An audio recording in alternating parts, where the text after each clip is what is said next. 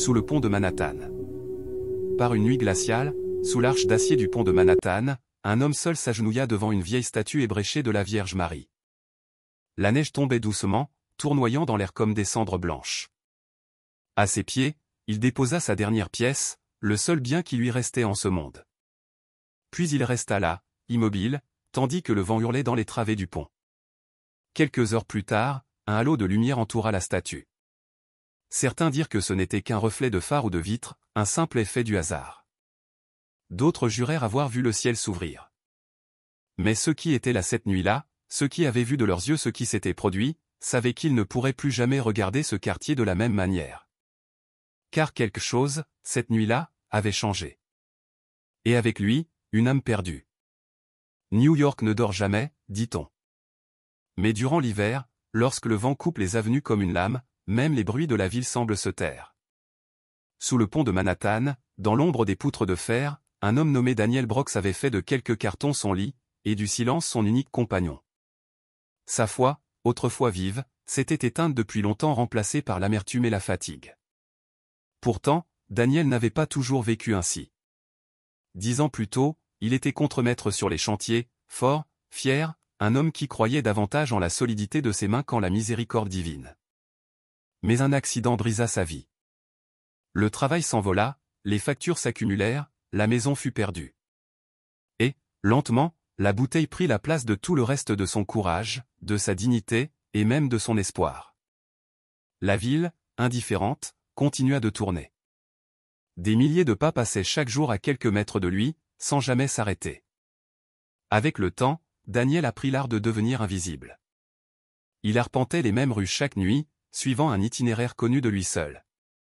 Toujours, il terminait sa marche derrière l'église Sainte-Agnès, une paroisse autrefois splendide, désormais fermée depuis des années. Les grilles rouillées pendaient, le jardin était envahi de ronces, et les vitraux poussiéreux ne laissaient plus filtrer la lumière. Dans un coin du parvis, à moitié dissimulée sous les lianes, se tenait une statue de la Vierge Marie. La peinture s'écaillait, le visage était noirci par la suie, mais ses yeux semblaient encore vivants. Daniel s'arrêtait souvent devant elle. Il parlait, d'abord pour tuer le temps, puis par habitude. « Tu as déjà eu froid, toi » marmonna-t-il. « Tu sais ce que c'est d'avoir faim, hein » Bien sûr, personne ne répondait. Mais parfois, lorsque le vent tombait et que la ville se taisait, Daniel croyait presque sentir qu'elle l'écoutait. Dans sa poche, il gardait un seul objet précieux, une pièce d'argent que sa mère lui avait donnée lorsqu'il était enfant. « Quand tu seras perdu, disait-elle, donne cette pièce à Marie. Elle te retrouvera. » Pendant 20 ans, il la conserva, non parfois, mais parce que c'était le dernier souvenir de celle qu'il avait aimée. Et cette nuit d'hiver, pour la première fois, il se demanda si sa mère n'avait pas eu raison. L'église Sainte-Agnès, jadis pleine de chants et d'encens, n'était plus qu'un squelette de pierre. Le panneau messe chaque dimanche à 10 heures pendait de travers, effacé par la pluie. Là où s'élevaient autrefois les hymnes, il n'y avait plus que le roucoulement des pigeons et le sifflement du vent. Pourtant, dans cette désolation, Daniel trouvait quelque chose que la ville entière avait oublié, le silence. Un silence qui ne jugeait pas, qui ne demandait rien. Souvent, il s'allongeait au pied de la statue, utilisant la base de marbre fissurée comme oreiller. Elle se tenait là, les bras ouverts, semblant recueillir toute la douleur du monde. Le froid mordait, la solitude pesait, mais sous ce regard de pierre, Daniel sentait parfois un apaisement étrange. « Tu dois en voir, des misères, hein » murmurait-il. « Tu ne te fatigues jamais de nous regarder tout gâcher ?» Il lui racontait tout, l'accident, la honte, les nuits passées à survivre sous les ponts, les fois où il avait pensé en finir. Il parlait, et dans la nuit glacée, les mots s'envolaient comme des prières qu'il ne savait plus formuler. Un soir, le froid était plus cruel encore, un froid qui brûlait la peau et déchirait les poumons. Daniel resserra son manteau déchiré autour de lui. « Tu n'entends pas des types comme moi, pas vrai » souffla-t-il. « Moi non plus, je ne m'écouterai pas. » Et soudain, il sentit quelque chose. Une chaleur légère, non pas autour de lui, mais en lui. Puis une voix, si douce qu'il crut d'abord l'imaginer. « Donne-moi ce qu'il te reste. » Il se figea, scrutant la nuit. Personne. Rien que le vent qui faisait grincer la grille. Qu'est-ce que j'ai encore, moi? Lança-t-il avec amertume. J'ai plus rien. Mais la voix demeurait, répétée dans sa poitrine comme un écho. Donne-moi ce qu'il te reste. Cette phrase le hanta toute la nuit. Elle battait dans sa tête comme un cœur obstiné. Et avant l'aube, il sut exactement ce que la Vierge lui demandait. Cette nuit-là, la tempête redoubla. Le vent gémissait entre les arches, la neige tourbillonnait comme de la cendre céleste. Daniel retourna auprès de la statue. Ses mains tremblaient tellement qu'il eut du mal à allumer sa cigarette. Il plongea dans sa poche la pièce d'argent. Elle était lisse à force d'avoir été caressée. Son unique trésor. Le dernier lien avec sa mère, peut-être la seule preuve qu'un jour, quelqu'un l'avait aimé. La voix résonna encore, à peine un souffle. Donne-moi ce qu'il te reste. Daniel contempla la pièce à la lueur d'un lampadaire vacillant. C'est ça que tu veux? Dit-il, la gorge serrée. C'est tout ce que j'ai. C'est rien. C'est aussi inutile que moi. Mais quelque chose, dans les yeux de Pierre, l'arrêta. Le vent s'apaisa. La neige sembla tomber plus lentement. La ville, cette bête rugissante, se figea dans un silence surnaturel. Daniel ferma le poing sur la pièce. Si tu es réel, prends-la. J'ai plus rien à perdre, alors prends-la. Il tomba à genoux. Ses genoux claquèrent sur le béton glacé. Lentement, il posa la pièce au pied de la statue. Un petit son métallique retentit, fragile, comme une note de cloche dans le froid. Rien ne se passa. Pas de lumière. Pas de voix. Pas de miracle. Seulement le sifflement du vent dans les barreaux. Je m'en doutais, murmura-t-il en se relevant. Il resserra son manteau et s'éloigna, disparaissant dans la nuit. Mais à la fenêtre d'en face, une vieille femme observait. Martha Collins, veuve depuis 30 ans, ne dormait presque plus. Elle avait vu le sans-abri s'agenouiller, la pièce brillait entre ses doigts, puis ce léger éclat qui traversa la neige. Elle resta un instant immobile, le cœur serré. Puis, sans savoir pourquoi, elle murmura une prière qu'elle n'avait plus dite depuis des décennies. « Je vous salue, Marie, pleine de grâce. » Et à cet instant précis, quelque chose sembla frémir dans la statue. Vers 3 heures du matin, Martha se réveilla en sursaut. Le silence de la ville était profond.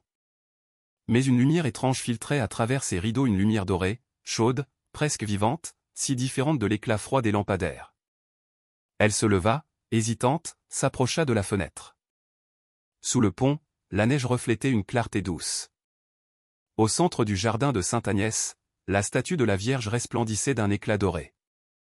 Ce n'était ni feu ni électricité, c'était comme si la pierre elle-même respirait la lumière.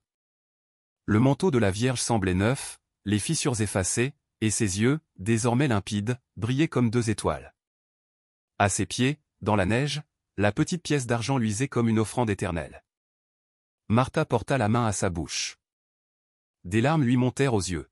« Sainte Mère de Dieu » murmura-t-elle. Le lendemain, les rumeurs coururent dans tout le quartier. Les premiers passants s'étaient arrêtés, intrigués par la lumière qui, à l'aube, baignait encore le parvis. Certains pensèrent à un canular, d'autres à un phénomène électrique. Mais lorsque le curé d'une paroisse voisine vint constater lui-même, il tomba à genoux. La statue, disait-il, sentait la rose. Et à ses pieds, on trouva, posée sur un morceau de carton, une inscription griffonnée d'une écriture maladroite. « Merci, maman. Je suis rentré. » Daniel Brox, lui, n'était plus sous le pont. Certains jurèrent l'avoir vu, au lever du jour, marcher vers le fleuve, tête haute, comme un homme enfin libéré du poids de son passé. D'autres affirmèrent qu'il avait disparu, laissant derrière lui sa couverture et un carnet vide. Mais une chose était certaine, le quartier ne fut plus jamais le même. Les habitants commencèrent à venir prier devant la statue. On y apportait des fleurs, des bougies, des photos.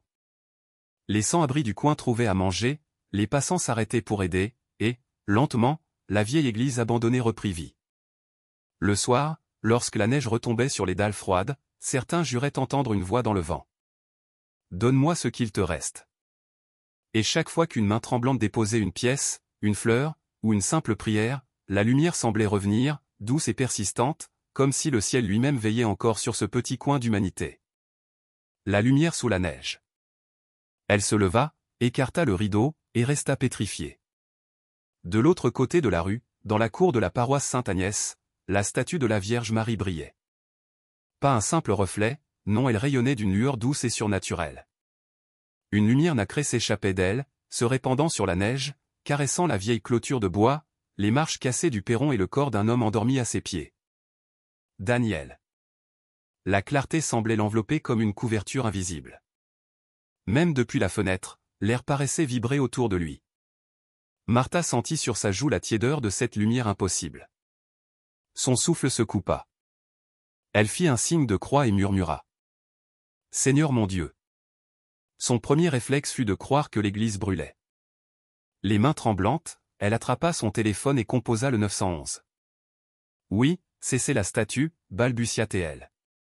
Elle brille. » Quand l'officier Miguel Ramirez arriva sur place, la lueur s'était déjà affaiblie, mais elle n'avait pas entièrement disparu. Daniel dormait encore, la tête appuyée contre la base de marbre. Autour de lui, la neige avait fondu en un cercle parfait, comme si une chaleur douce avait jailli du sol. Peut-être une farce, murmura Ramirez sans y croire vraiment. Il s'approcha, sa lampe torche à la main. Mais le faisceau semblait presque inutile, tant la statue baignait encore dans une clarté dorée, suspendue dans l'air froid. Martha désigna Daniel d'un doigt tremblant. « Je l'ai vu prier ici, il y a des heures, dit-elle. Il n'a pas bougé. » Ramirez s'agenouilla près de l'homme et posa doucement la main sur son épaule. « Monsieur ? Vous allez bien ?» Daniel remua faiblement, entr'ouvrant les yeux. « Est-ce qu'elle vous a parlé ?» murmura-t-il d'une voix rauque. L'officier resta silencieux, incapable de répondre. Lorsqu'ils l'aidèrent à se relever, un parfum de rose emplit soudain l'air glacé. Aucun d'eux ne sut d'où il provenait. Ramirez éteignit sa lampe et leva les yeux vers la statue. « On va devoir signaler ça, dit-il doucement. » Mais au fond de lui, il savait déjà qu'il venait d'être témoin d'un événement qu'aucun rapport de police ne saurait expliquer. L'aube se leva lentement sur l'East River. La première lumière du jour effleura les toits de Manhattan, transformant la neige en mille éclats d'argent. Quand Daniel rouvrit les yeux, le monde semblait étrangement silencieux. Le vacarme des voitures n'avait pas encore commencé. Son corps lui faisait mal, mais il sentait sur ses mains une chaleur qui ne pouvait exister par un froid pareil. Il se redressa. La statue se tenait là, immobile, silencieuse, fendue par endroits, couverte de givre. Et pourtant, quelque chose avait changé. Le marbre paraissait plus clair, presque vivant dans la lumière naissante. À ses pieds, à demi enfouie dans la neige, reposait la pièce qu'il avait laissée la veille. Mais elle ne ressemblait plus à la vieille médaille ternie qu'il portait depuis des années, elle resplendissait. Le visage de l'Immaculée Conception semblait y avoir été gravé à nouveau, net, éclatant, comme si elle venait d'être frappée à la minute même. Daniel la ramassa. Le métal était chaud. « C'est impossible, murmura-t-il. Une voix s'éleva derrière la grille. « C'est bien vous, l'homme d'hier soir, n'est-ce pas ?» C'était Martha Collins. Elle serrait son manteau contre elle, les yeux écarquillés. Elle avait attendu qu'il se réveille. « J'ai appelé la police, » dit-elle précipitamment. Il y avait de la lumière qui venait de la statue. Tout le monde a cru à un incendie mais non. Daniel la fixa, décontenancé. « De la lumière ? » « Une lumière dorée, » répondit-elle d'une voix tremblante. C'était magnifique. On aurait dit qu'elle était vivante. Il se retourna vers la statue, incapable de parler. Sa main toucha de nouveau le pied de marbre, et une chaleur traversa son bras, douce et brûlante à la fois, comme un rayon de soleil qui percerait son cœur. Les larmes lui montèrent aux yeux avant même qu'il ne comprenne pourquoi. « Peut-être que tu m'as vraiment entendu, chuchota-t-il. Martha fit encore le signe de croix, elle aussi en pleurs. Aucun des deux ne le vit, mais tout en haut du visage de Pierre, une fine goutte d'eau fondue glissa lentement le long de la joue de la Vierge, semblable à une larme. Avant midi, la rumeur s'était répandue dans tout le quartier. On parlait de la statue lumineuse. Des voisins s'arrêtaient, prenaient des photos avec leur téléphone, murmuraient des prières. D'autres secouaient simplement la tête, mi-sceptiques, mi-intrigués. New York avait l'habitude des histoires étranges, et les miracles n'y faisaient pas souvent la une des journaux. Mais un homme voulait que celui-ci ne passe pas inaperçu. Mark Jensen, reporter au Herald Post, débarqua avec une petite équipe de tournage et le sourire narquois de ceux qui croient déjà connaître la vérité. Il avait couvert des affaires de corruption, de faux prophètes, de statues pleureuses en plastique. Pour lui, il ne s'agissait que d'une illusion de plus, d'un joli conte pour âme naïve. Alors, c'est ici que la Vierge a décidé de briller, hein? Marmonna-t-il en franchissant le portail rouillé. L'officier Ramirez, encore sur place, remplissait son rapport. On ne parle pas de miracle, répondit-il calmement. Juste de quelque chose qu'on ne peut pas expliquer. Marc eut un sourire en coin. Tout s'explique, officier. Il suffit de regarder d'assez près. Il installa sa caméra, cherchant des reflets, des sources de lumière cachées. Rien. Pas de projecteur, pas de miroir, pas même le passage d'une voiture dont les phares auraient pu créer ce halo doré. Ramirez s'approcha et lui tendit un petit objet enveloppé dans un tissu. On a trouvé ça là, juste au pied de la statue. L'homme dit qu'il l'avait laissé avant que la lumière apparaisse. Marc déplia le tissu. La pièce étincelait comme de l'argent poli. Il la fit tourner entre ses doigts, fronçant les sourcils. Aucune tache, aucune rayure, on dirait qu'elle vient de sortir d'un atelier, murmura-t-il. Elle n'était pas neuve hier, dit doucement Martha, qui se tenait à quelques pas. Il l'ignora et braqua son objectif vers le visage de la Vierge. Voyons un peu quel genre de tour d'optique tu es, toi, chuchota Théil. Mais quand il fit le zoom, l'écran de la caméra vacilla. Une première fois. Puis une seconde. L'image se figea sur un cadre précis, les yeux de la statue semblaient luire d'un éclat humide, presque humain. Marc resta immobile, incapable de respirer. Puis il secoua la tête, réinitialisa l'appareil et se força à rire. Une coïncidence, voilà tout. Pourtant, en rangeant son matériel, il sentit un frisson parcourir son dos. Comme si un regard invisible le suivait tandis qu'il s'éloignait. 2 jours plus tard, le diocèse envoya quelqu'un pour examiner les faits. Le père Thomas Rivera, prêtre âgé à la voix douce, arriva à Sainte-Agnès juste après le lever du soleil. 40 années de ministère lui avaient appris la prudence. Il avait vu des crucifix saigner, des statues pleurer, des visions s'évanouir dès qu'un appareil photo apparaissait. Et pourtant, il n'avait jamais cessé de croire non dans les signes mêmes, mais dans ce qu'il faisait naître dans le cœur des gens. Le premier détail qu'il remarqua fut la pièce. Daniel la conservait dans un petit morceau de toile, comme un trésor. Il refusait de s'en séparer. « Vous l'avez trouvée ici » demanda doucement le prêtre. « Non, mon père, » répondit Daniel. « Je l'ai laissée moi-même. C'était à ma mère.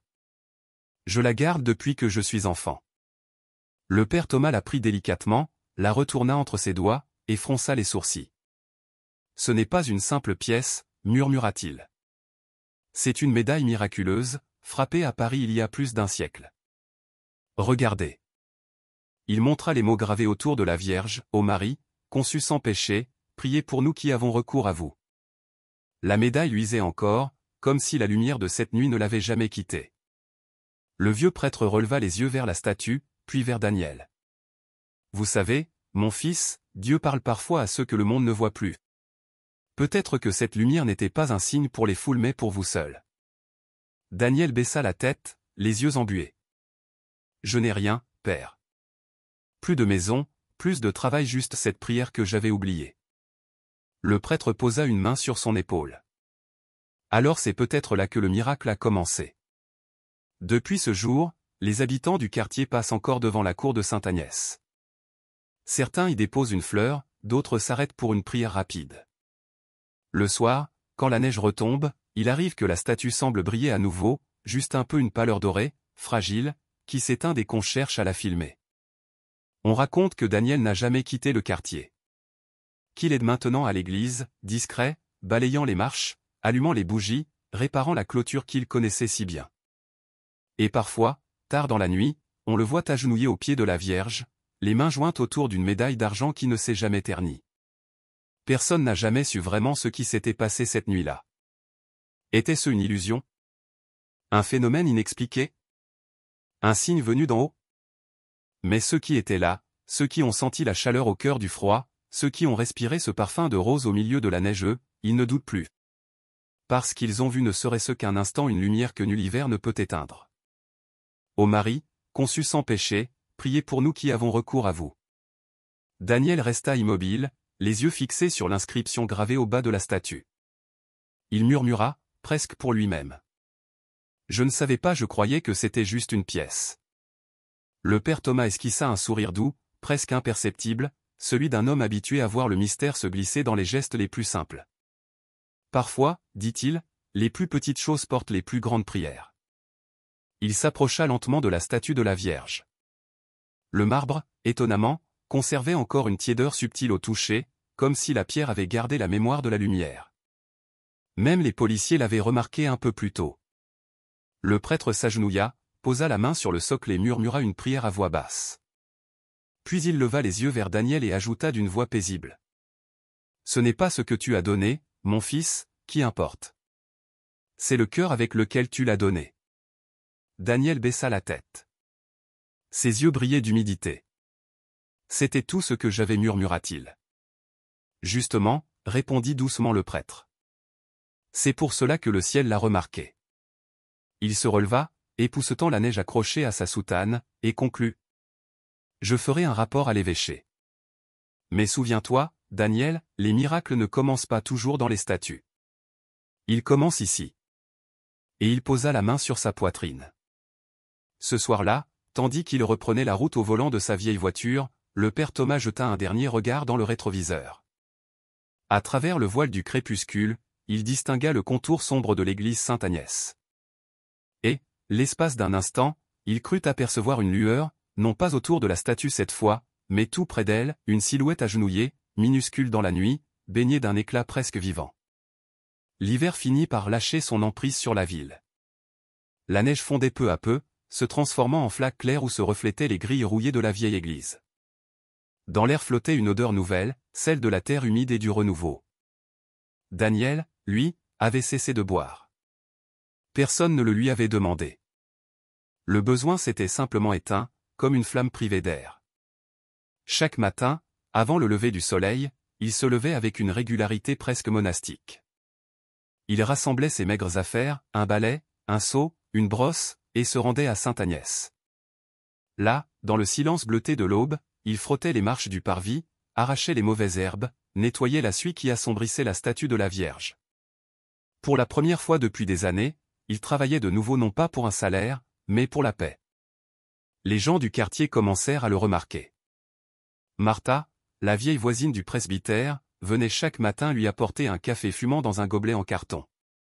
L'officier Ramirez, celui qui avait enquêté la nuit du miracle, passait parfois, retroussait ses manches et l'aidait à repeindre la clôture. Même Mark Jensen, le journaliste qui avait écrit le premier article sur cette étrange histoire, passa une fois en voiture, sans descendre. Il resta garé un long moment, regardant Daniel travailler en silence, avant de repartir sans un mot. Peu à peu, le terrain de l'église, naguère désert et oublié, reprit vie. Quelqu'un déposa des fleurs au pied de la statue. Un autre laissa un petit mot, soigneusement plié, sur lequel on pouvait lire « Merci pour la lumière ».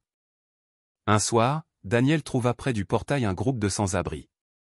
Ils grelottaient dans la nuit, serrant contre eux des couvertures usées. « On pourrait rester ici, juste pour la nuit ?» demanda l'un d'eux, la voix hésitante. Daniel sourit. « Bien sûr. Il y a de la place pour tout le monde ici. » Ce soir-là, ils partagèrent un peu de soupe, quelques rires et des prières pour certains, les premières depuis des années. Ce fut une nuit simple, sans prodige visible, mais où chacun sentit naître quelque chose de rare, une chaleur qui ne venait ni du feu, ni du vin, mais de la fraternité retrouvée. La nouvelle se répandit doucement, presque comme un murmure porté par le vent. Sainte-Agnès renaissait. Le père Thomas revenait souvent, toujours émerveillé de voir Daniel à l'œuvre, balayant le sol, arrangeant les fleurs, ou simplement priant à genoux sous la statue. Un jour, en le regardant, il dit : « Tu sais, Daniel, je crois que cette église avait autant besoin de toi que toi d'elle. » Daniel esquissa un sourire timide. « Je ne pensais pas finir ma vie à balayer le sol d'un lieu saint, mon père. »« La sainteté commence toujours petit, » répondit le prêtre. « Parfois avec un balai. parfois avec une simple pièce. Ce soir-là, alors que le soleil se couchait derrière les immeubles, la dernière lumière du jour effleura le visage de la Vierge. Pendant une fraction de seconde, il sembla qu'elle souriait.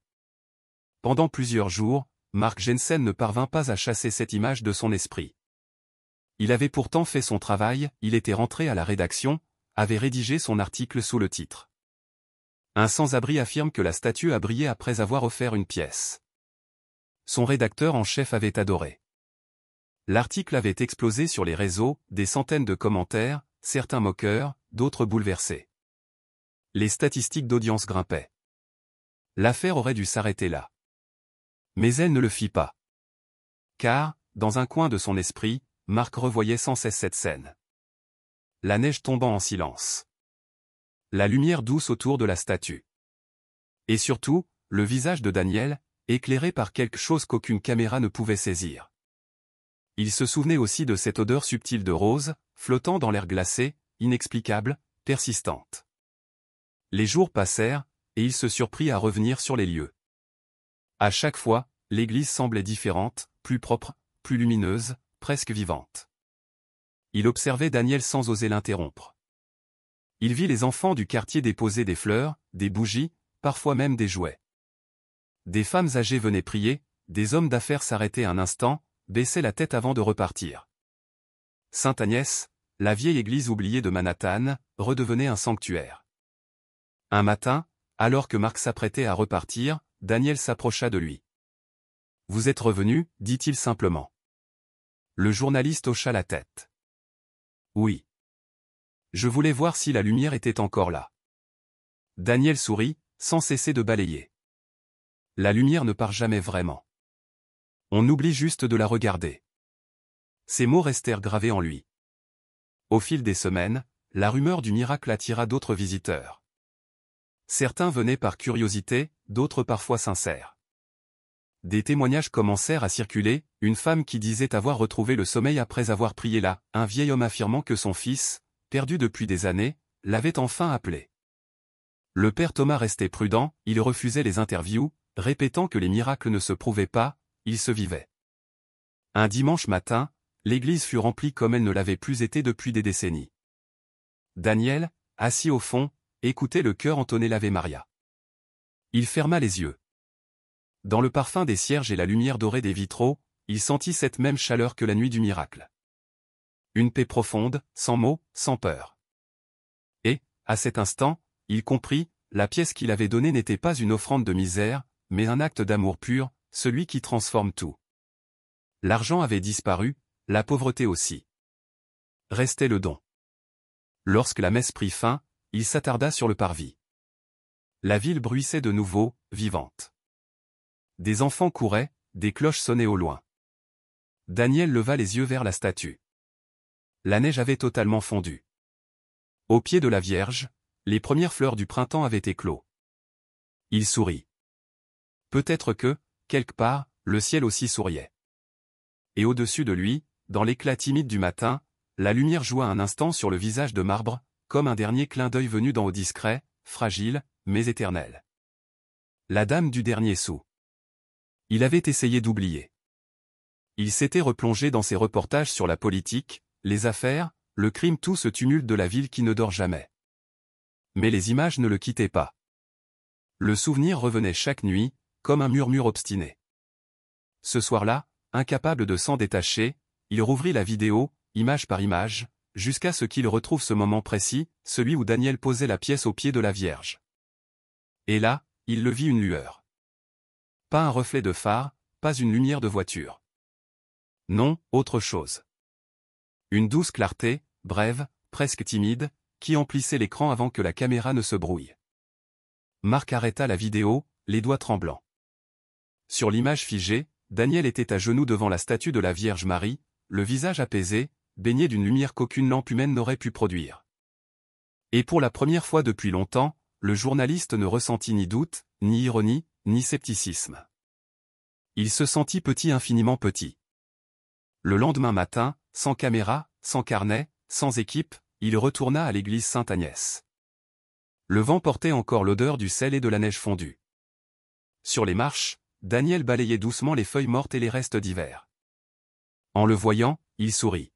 « Tu es revenu, dit-il simplement. Marc hocha la tête. Oui, je suppose que je n'avais pas fini d'écouter. Ils s'assirent côte à côte sur les marches froides, tandis qu'un rayon de soleil filtrait à travers les nuages, effleurant la pierre usée. Un long silence les enveloppa, paisible. Enfin, Marc murmura. « Que as-tu ressenti cette nuit-là » Daniel leva les yeux vers la statue.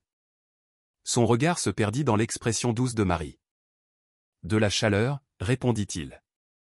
Comme si quelqu'un se souvenait de moi. » Ces mots simples frappèrent Marc en plein cœur. Il détourna le visage, les yeux humides. Le soir venu, il écrivit un autre genre d'article. Pas pour le journal. Pour lui-même. Il l'intitula « La lumière qui n'avait pas besoin de preuves ». Le printemps arriva comme un pardon longtemps attendu. Les bourgeons s'ouvraient sur les vitraux nettoyés, et dans le vieux quartier, la rumeur se propageait, la paroisse Sainte-Agnès allait rouvrir. Après des mois de travail silencieux, d'efforts anonymes, et de dons venus de nulle part, le diocèse annonça la bonne nouvelle. Personne ne sut vraiment d'où venait l'argent. Certains parlaient d'un bienfaiteur mystérieux, d'autres murmuraient que c'étaient les gens eux-mêmes les humbles, les invisibles qui avaient bâti ce miracle, pièce après pièce, billet après billet, jusqu'à créer quelque chose de sacré. Le matin de la réouverture, le soleil inonda les vitraux neufs de ses reflets multicolores. Les bancs, fraîchement cirés, luisaient comme au premier jour. L'autel restauré étincelait de dorures discrètes. Et devant l'église, la statue de la Vierge Marie, jadis fissurée et grise, se dressait à nouveau, éclatante de blancheur et d'or, comme transfigurée. Des centaines de personnes se rassemblèrent. Certains étaient des fidèles, d'autres des curieux, des sceptiques, des passants. Mais quand les cloches sonnèrent pour la première fois depuis 5 ans, un silence profond tomba sur la foule. Le son des cloches, clair et solennel, semblait traverser les murs de la ville et résonner jusque dans les cœurs. Daniel se tenait à l'avant, mal à l'aise dans une chemise propre qu'un paroissien lui avait donnée. Le père Thomas s'approcha de lui avec un sourire. « C'est toi qui devrais parler aujourd'hui, dit-il doucement. Daniel secoua la tête. « Je ne suis pas un prédicateur, mon père. » Justement. C'est pour ça qu'ils t'écouteront. Alors, Daniel s'avança. Le soleil jouait dans ses cheveux. Dans sa main, il tenait la pièce d'argent la même qu'il avait déposée par une nuit glaciale sous le pont. Elle brillait, polie, pure. Il la plaça au pied de la statue et parla d'une voix tremblante mais claire. Pour ceux qui pensent n'avoir plus rien à offrir, il suffit d'offrir son cœur. La foule resta muette. Puis, lentement, des applaudissements s'élevèrent. Pas bruyants, pas enthousiastes non. Des applaudissements pleins de respect, de gratitude, de prière. Les cloches se mirent à sonner à nouveau, leurs notes dansant dans l'air comme un écho du ciel. À partir de ce jour, la paroisse appela cela le don de l'abandon. Et chaque fois que les cloches de Sainte-Agnès tintaient, les gens disaient qu'elles sonnaient plus légères qu'avant, comme si la grâce elle-même flottait dans l'air. 1 an plus tard, à la même date, la ville s'endormait doucement sous un ciel d'avril. Les cloches de Sainte-Agnès résonnaient de nouveau, cette fois pour une petite veillée commémorative. Des bougies tremblaient dans le vent du soir, et des prières s'élevaient, murmurées entre 2 respirations. Daniel, debout au fond du parvis, observait la foule. Il ne vivait plus sous le pont. Il travaillait désormais pour l'église, entretenait le jardin, réparait les bancs, et dormait dans une petite chambre derrière la sacristie. Mais en lui brûlait toujours cette même humilité, cette même reconnaissance née d'un simple geste. Quand le père Thomas prononça la prière finale, un calme étrange tomba sur le parvis. Le vent s'apaisa, les bougies cessèrent de vaciller. L'air sembla se figer. Puis, sans prévenir, une lueur douce apparut autour de la statue. D'abord discrète, comme un reflet de lune sur la pierre. Puis plus forte, plus chaude, plus dorée. La lumière grandit jusqu'à envelopper tout le parvis, les murs, les visages, les mains jointes, le ciel lui-même. Des murmures parcoururent la foule. Certains tombèrent à genoux. D'autres fermèrent les yeux, incapables de parler. C'était comme si le ciel s'était penché, juste un instant, pour toucher la terre. Daniel leva les yeux, les larmes ruisselant sur ses joues. « Merci, murmura-t-il. Merci de ne pas m'avoir oublié. » Et comme elle était venue, la lumière disparut. Ne restait que le silence, le vent revenu, et le lointain tintement des cloches dans la nuit. Cette nuit-là, on donna un nom nouveau à la statue. Notre-Dame du dernier sou. Car tout avait commencé avec une seule pièce, offerte par un homme qui n'avait plus rien sauf son cœur. Et ce geste, si petit en apparence, avait rallumé la foi d'une ville entière. Les mois suivants, pèlerins et passants vinrent de partout. Certains cherchaient un miracle, d'autres simplement un signe. Et à chaque visite, chacun repartait avec quelque chose d'invisible mais réel, un souffle d'espérance, la certitude que le ciel, parfois, répond encore. Car les plus grands miracles ne commencent pas dans la puissance, mais dans l'abandon. Un homme sans abri. Une église oubliée. Une seule pièce d'argent. Et une lumière, cette lumière qui ne demandait aucune preuve. La foi, comprit Marc, n'a pas toujours besoin de rugir. Parfois, elle murmure.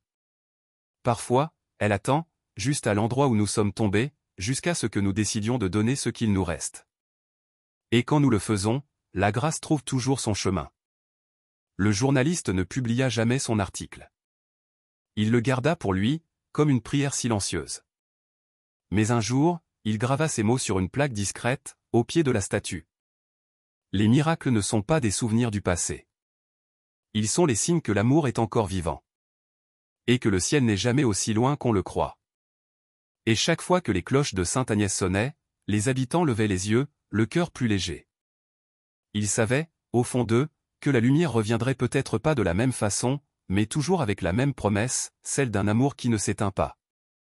Alors, si cette histoire a touché ton cœur, ne la garde pas pour toi. Partage-la, pour qu'à ton tour, quelqu'un retrouve l'espérance. Car parfois, une seule histoire suffit à rallumer la flamme dans la nuit. Et rappelle-toi, les miracles ne s'expliquent pas. Ils se vivent, se transmettent, se chérissent. Ils ne demandent ni preuve, ni éclat, seulement un cœur ouvert. Car là où il reste un peu d'amour, là, le ciel descend toujours.